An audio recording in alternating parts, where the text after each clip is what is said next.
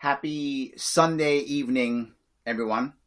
I'm happy yet again you have want to spend a couple minutes with me again. This is a very specific message that I want to talk about that is really for libertarians, self-proclaimed libertarians, and those of you who feel like you're part of the liberty movement, but you may not consider yourself being part of the party or a big L libertarian, but you believe you are either a big L libertarian, meaning part of the party, or you're part of the liberty movement. This is really a message for that group of people. That obviously, I put myself in that group. I want to talk about something very important here. This can be our time for massive growth. This can be our time for massive change. This can be our time to get a lot of people on our side. Right now, it absolutely can be. It's up to us. We have to realize that so many people are sitting at home watching TV, have lost their jobs, whatever the case may be, and they are afraid. And people who are afraid make bad decisions. And when groups of people are afraid, they always ask for one of two things. They beg for a strong man, or they beg for socialism. All the time. This is constant, not just America. This is across the world. This is how it's done. And if we understand that, we have to remember something. Let's not be so angry. What they're doing is very human. You may not like it. You may be upset. How do you think I feel? I live in a state where the people in my governor in New York State is literally saying we should take over this, nationalize this, mandate this, force that. He's all about that. And a couple of days ago, he was like, no, we would never do this. And now he's doing it all. He simply slowly did this, until he took over more and more and more. I got it. But here's the worst part. The vast majority of people in my state, New York, totally okay with it. No worries. Praising him. Thank you, dear leader, for taking away our freedoms and keeping us safe, even though now we don't have jobs, even though our economy's trashed, and even though where literally if you go into the streets, a cop can say, where are your papers? Literally, we're there. And New Yorkers are like, yay, keep on going. I get it. As many of you have heard many times before, it's America. Very rarely does a government just take away your rights. Very rarely. Almost always, as a group, we beg them to take them away, and it's almost always for safety. Almost always for safety. And you see it again. It's to save a life, save people, take it away. It never comes back, and it drives many of us crazy. I know.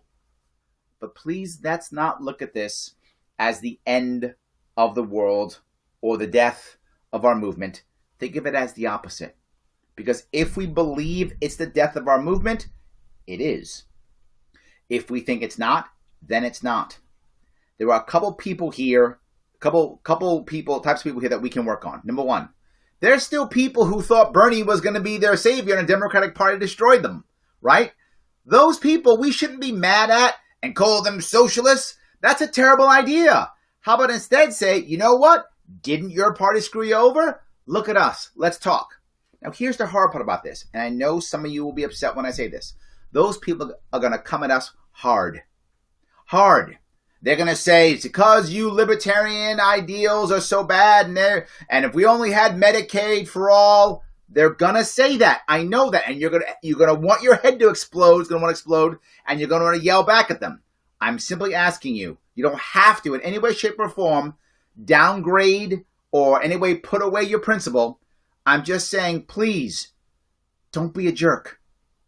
That's all I'm asking. Please don't be a jerk. All those people who wanted Bernie and think Medicaid for all is the answer for everything would have solved all our problems magically. All of those people are now unhappy. Some of them can come to us. I realize most won't. I'm not fooling myself. I realize most won't. But if 10% come, that's 10% we didn't have. 10%. I'll take it.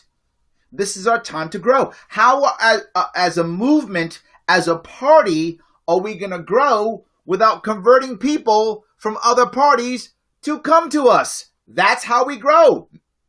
They're not libertarian. Yeah, if they were libertarian, they'd already be with us. Clearly they're not. So I get that. Let's begin to move them over. And when they get mad and say, it's all your fault, you people are selfish, that's when we start talking to them about, hey, isn't it a government monopoly? Isn't monopoly bad? Isn't the idea that the government had a monopoly on the healthcare system one of the reasons why it didn't go well? Isn't the fact that we were waiting on government to act in the first place while local communities didn't act on their own, which now everyone's asking the local community to act? Wasn't it the government's fault that we delayed everything? Can't we talk about that? Is there a better way to help each other out? And it's a conversation. It's not an argument. It's not a debate. It's neither of those. It is a conversation. And more importantly, it's okay if you don't win it. I don't care if you don't win it. If they walk away with, you libertarian, that's okay. If they spoke to you and they went back and forth, we're good. They didn't just call you a name and walk away. Some of them are going to call you names. I get called names all the time. Online, sometimes in person, but all the time. And I try my best to not just call names back. I try not. Look, I'm human. I know this is hard. I never point my finger at you until I point my finger at myself first. I've made mistakes. I posted things I shouldn't have posted, said things I shouldn't have said. Of course. And I apologize when I make the error and I try to do it right again and I don't stop. You're going to also. But I'm telling you, I'm trying my best to open up now. I'm asking you to do that also. But there isn't just the Bernie people. There are also people who believe, there are Democrats who believe that this virus, this COVID, is going to ensure that Biden loses. They think this is going to put Trump, into the White House. And that's great if they believe that. Awesome. Awesome. That means they're looking for something else. They're looking for a way out of Biden. Hey, we're here. Let's talk. We can talk how we're better than Trump. We can do that. Let's talk about how we're better than Trump. We can do that. How we have other answers. And the other side, there's a part of the Republican Party that believes this is the end of Trump, right? So there are some Democrats who think this is the end of Biden and some Republicans who think this is the end of Trump. These are the people who we should be talking to. The Democrats who think Biden now is a shoo-in, Trump's gone, they're not going to hear us. Those who, the Republicans who think Trump's the guy, he's going to win, blah, blah, they're not going to hear us. I got it. Those people, nice, polite, walk away, they're not going to hear us. But there is a sliver of both parties who think this virus has crushed their party. Those are the people we can talk to. Those are the people we should be talking to. Right then and there. Open up our arms. All I'm asking you is stop being jerks. Many of us are. It may be right. It may be righteous. But it's not helpful. I want to say that again. It's not helpful to say, you statist, that's not helpful. If we attack them, if we're angry at them, remember something. When someone's mad or upset or scared, your anger in their own mind validates their bad behavior. And you might go, but Larry, they're logical. People are both logical and emotional. And when they're afraid, they're more emotional than logical. That's how it works. Stop thinking it's only one or the other. It's both, always. So how about instead, we say, you know what? You're mad. I get it. I'm not going to scream at you. I'm not going to yell at you. I'm just going to talk to you. That's it. I'm going to talk to you. That's all. Even when they start, and sometimes they will start with an attack. We have to be better than them. But Larry, it's not fair. Yes, it's not fair. We're the little guy. We're the third party. We're the guy on the side of the street that no one wants to talk to. It's not fair. The two big parties have been dominating this for decades. Yes, it's not fair. And I still want to win. Yes, it's not fair. And I still want to grow. Not fair. And not going to change. You can be mad if you want to. Shake my fist and I'll get mad at them. So what? Not the right answer. Instead, let's keep talking and bring them in. Just because some guy used to think that Medicaid for all was the answer for everything doesn't mean that person can't become a libertarian. Just because someone thinks bombing people overseas is the answer for everything doesn't mean they can't become a libertarian. Many of us can. Many of us have been there. And we got here. They got to get here too. We are a small movement. Some of you are self-identified big L libertarians. Some are not. But either way, we are a small movement, which means we are our own ambassadors. We are our own representatives. So now, guys, we've got to represent even better. Something else I got to bring up. A lot of us are getting mad when people are super sensitive to what we post or say. What do you expect? They're losing their jobs. They're losing their friends. They're losing their social structure, right? They're losing all these things. Of course they're sensitive, right? They're watching, CNN or Fox or MSNBC all day long, which has stats and a ticker of all the people who are dying. Of course they're sensitive. Of course they are. Don't be so angry. They're human. This is our time to talk to them. I know they're sensitive. I'm also asking you to not spend so much time focusing on things that could seem like they're conspiracies or things that are heavily based upon statistics. I know that sounds insane what I just said, but that's not what's going to get us to the next step. We've got to open them up first with emotion. Remember, people don't care how much you know until they know how much you care. Start with emotion and then give them the stats and the data. Then, not first. I don't want you to lead with that. It doesn't mean you can't say it, but that's not the way to lead. The way to lead is to say, hey, I care about the same things you care about. Because, guys, this can be our time. Right? This can be our time. I know a lot of people are saying, you hear it all the time, this is the proof that capitalism doesn't work. We don't have the things that we were supposed to have. And this is proof that libertarians don't work. I hear that all the time. You and I know that's exactly the opposite. But they don't. So we can get mad at them and say, you don't know anything about economics. Or we could say, okay, didn't the government have a monopoly on this? Note the phrase I use. The word I use, I'm sorry. Monopoly. Monopoly. People hate monopolies.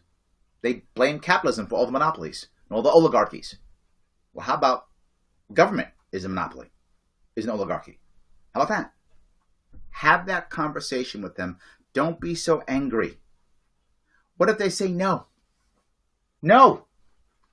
Not true. If they're still talking to you when they say no, not true, they don't actually believe it. They don't. They're falling back to what they feel is safe. They're falling back to what they know, and that's okay. You keep talking. Just keep talking. All I'm asking you to do is to just keep talking. Right now, they have a guy in every state who comes on every other day or every day and tells them more about how they're taking over more of their world.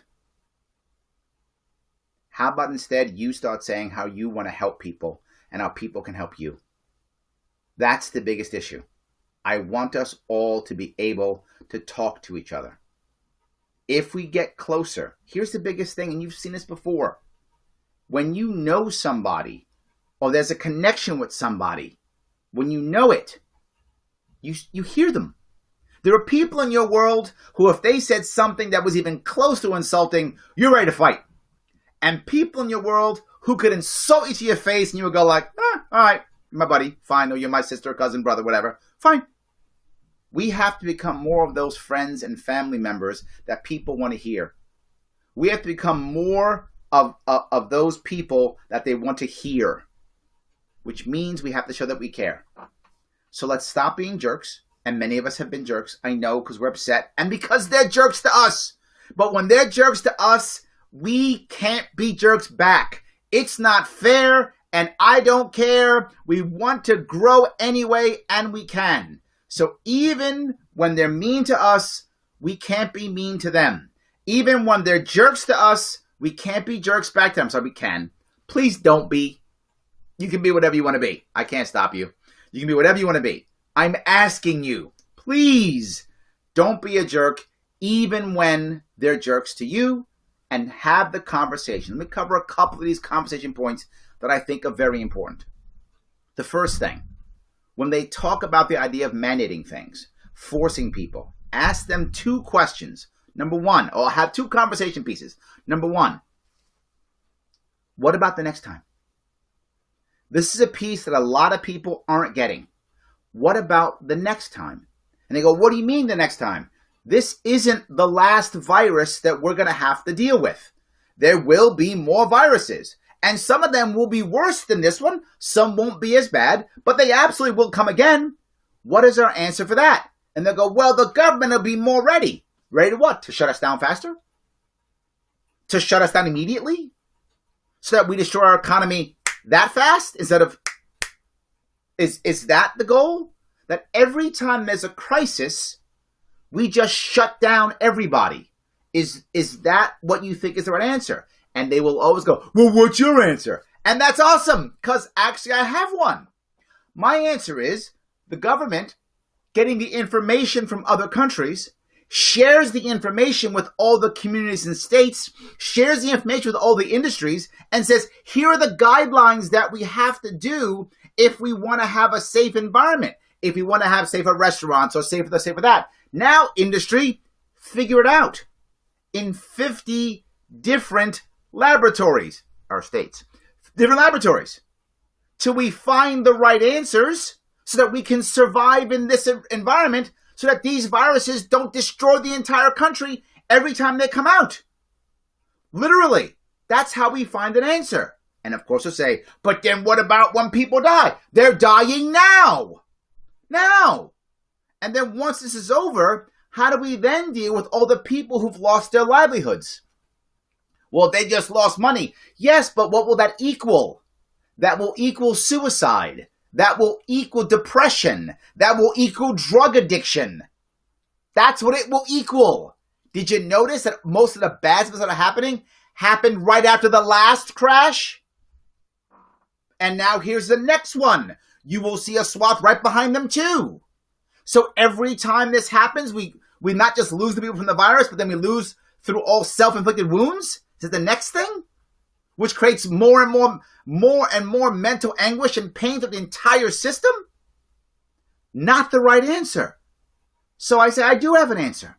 Government functions as a mouthpiece to tell everybody what's going on so that we can find answers and share them. So that now the next time it happens, it actually works. How do I know this? I'm going to tell you a little crazy story. Silly story. And this is a true story. And those of you Marines, a true story works perfectly. Many years ago, about 30 years ago or so, I was in the Marine Corps about 30 years ago. I'm an old man, right? Yeah, so I was in the 80s. Some of you may remember this, the old style gas mask. Well, they still have it. The gas mask. Inside, there was a little tube that you would pull out, put inside to get water. Your canteen. Wow, I'm so old. You put it into your canteen, and you could take the inside, twist it, and you could drink water without taking your gas mask off. You might say, well, Larry, that's dumb. No, before that, literally we were taught, you pull your gas mask off, close your eyes, drink, hydrate, then close and decontaminate. What a pain in the ass that was. Well, that was what the government gave us. You know who fixed that? A Marine. Yes, a Marine fixed that. A Marine who worked in nuclear, biological, and chemical weapons actually said, this doesn't make any sense. This is not good for us. And came up with an idea to create this small drinking tube inside the gas mask. The entire Marine Corps changed. Now, again, I don't know what the new gas masks are. I haven't had a gas mask on in 25, 30 years. But back then, that's what we did. That was changed by, we need to fix this. So, Marines, you're in the field, fix it. And someone did, and the entire environment changed. And what does that mean? Now, Marines can function and hydrate and fight in a war in a chemically destroyed area. They can still function. We figured out how to do it. Yes. They say all the time this is a war. I hear it all the time. It's a war zone. We're at war. Why do we keep surrendering? How about let's fight the war? How about let's give people the tools to figure it out? They will show how to do it. we will then copy and everyone can learn. And we will learn what the next steps are. But what about restaurants? Restaurants will figure it out.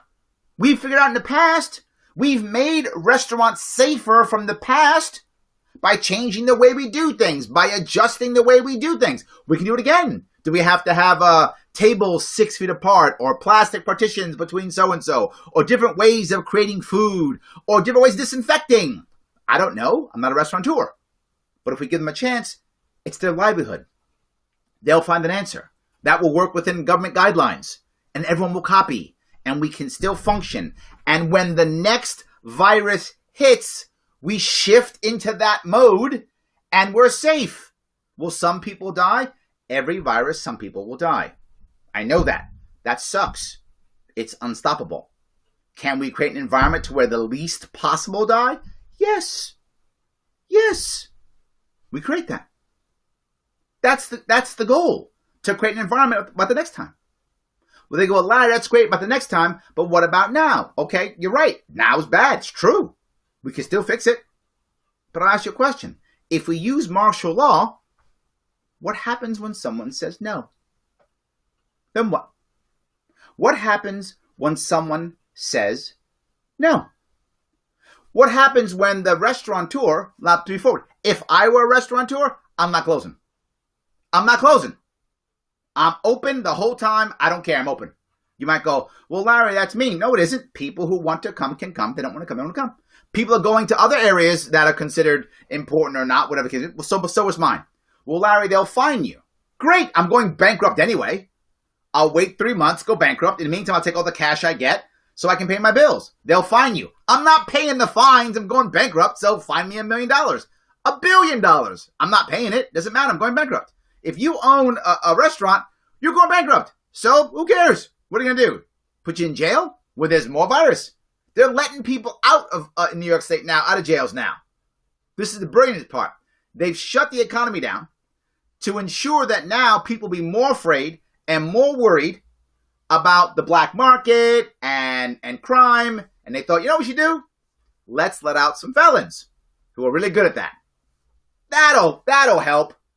Now, I have a problem with that for 2 reasons. Because one, either these people aren't violent, in which case, why the hell are they in jail? Or they are violent, in which case, why are you letting them out? Now! When they have nothing to do, they can't find jobs? There's no place to go?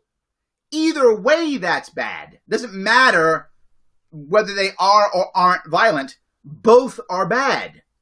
That's what we're doing now. And this is your answer? But what happens if I say no? What if I know? Are you going to put me in jail? Are you gonna give me a ticket that I can't pay? What are you going to do? Are the cops going to come beat me over the head? Is that your answer when you mandate things? That's the problem. If you instead use something that's... What's happening now, and this is horrible, and people don't see it as bad at all. What's happening now is people are calling 911 to report on people who are open who shouldn't be open. Literally. We now have created a secret state police where people are talking on each other. This is 1984, right? Slavery is freedom. War is peace. And now, let me call the Ministry of Righteousness because Bob Jones wants to keep his restaurant open. So what happens if I don't want to do it? But there's another part. Everything is closed except for what's essential.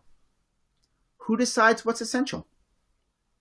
What happens when my computer breaks and I no longer have access to the internet? Is that essential? Well, maybe if I'm a senior citizen who requires that, that might be essential because I might die. What if my mental health goes as I can't watch Netflix or I can't connect with my friends? Is that essential? Government decides.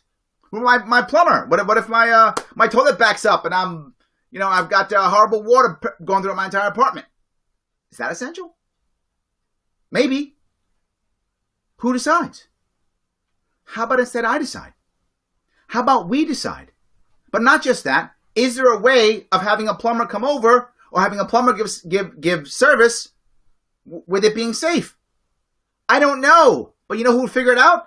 Plumbers who have to make money. They would figure this out, absolutely. So we do have answers. Answers that matter. answers for the future, answers that don't include violence, answers that can actually make people safer, answers that can keep our economy, keep our society, keep our mental health. We can do it.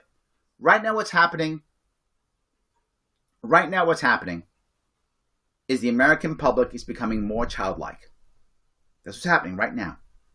We're outsourcing our responsibility. We're outsourcing everything. Please, someone else take care of us. After 9/11, it happened also. If you're after 9/11, after 9/11, people were like, oh, he's great. Bush is awesome. 9/11 is awesome. Right? And what did Bush actually tell us after 9/11? He said, go shop. That's what he said. Go shop. Didn't give us a mission. Didn't ask for our help. He said, go shop. And he sent veterans over, and 6,000 of us died in useless wars. He said, go shop. Obama, after the crash, what did he say? Go to college. Go to college. That's what he said. Go to college. No mission. No help. No prep for the future. Neither one of them. Now Trump, what's he saying? Stay home. Watch TV. In neither of these cases, Republican, Democrat, Republican, problem. One's terrorism, one's financial, one's the virus. Our leadership doesn't say, take charge, guys. Get up and go. Go do. We need you. Go do. No. They said, stay home. Shop. Go to college. Watch TV. And they wonder why our society is begging them for more. We're becoming more childlike. I'm asking us to not do that. I'm letting you know that we can do this if we convince people. Is it going to happen today? No, it's not. And are there going to be a lot of people now crying for more government? Yep, 100%. 100%. Republicans will ask for their form of dictatorship, and Democrats will ask for their form of dictatorship. They're both dictatorship. They're going to ask for both. But remember something, as you hear me say constantly, you can't just remove government. If you just remove it, people are going to cry and scream and beg for it back threefold. Whenever you add government, you by default remove community. So if we're going to remove government, we have to add community. So let's start adding community right now. Add community, we won't need so much government. Add community, not so much government. Bring this up again and again and again with people, and we can make this better. This was a message specifically for libertarians and for those who consider yourself a part of the liberty movement. I know it's tough. I know it's the world's ending. I know that you think that, oh my God, everyone's rushing towards government. You're right. They are. That's true. And we can be the ones to still grow too. We can pick up those who don't get it. We can comfort those who are in trouble. We can actually show people we have better ways and answers. And there are 3 specific slivers that can come our way, right? Those people who feel like Bernie got screwed, those Democrats who think Trump's going to win, and those Republicans who think Trump's going to lose. Those are our 3 slivers. They're not huge, and many of them will go back, but any that we can get now, let's get them. Conversion is our chance now. And we're not going to convert them today. We're going to start talking today. Lots of talk today. Conversion comes later. Slowly but surely it comes later. And as you begin to bring them over, remember, as they start coming over, train them more. Talk to them more. Be there more. And eventually, they'll get there. Guys, we can still win this. I know it's tough. Don't be jerks. We have to be stronger and smarter than them. That's hard, I know, because we don't want to, but we need to. Stronger, smarter, more caring, better communicating. I'm still here. I'm still trying. I want you to keep trying too. Remember, I don't point my finger at you unless I point it at me first. I'm here. I'm trying. Join me. Please don't give up. We can do this. All right, guys. Have a great night.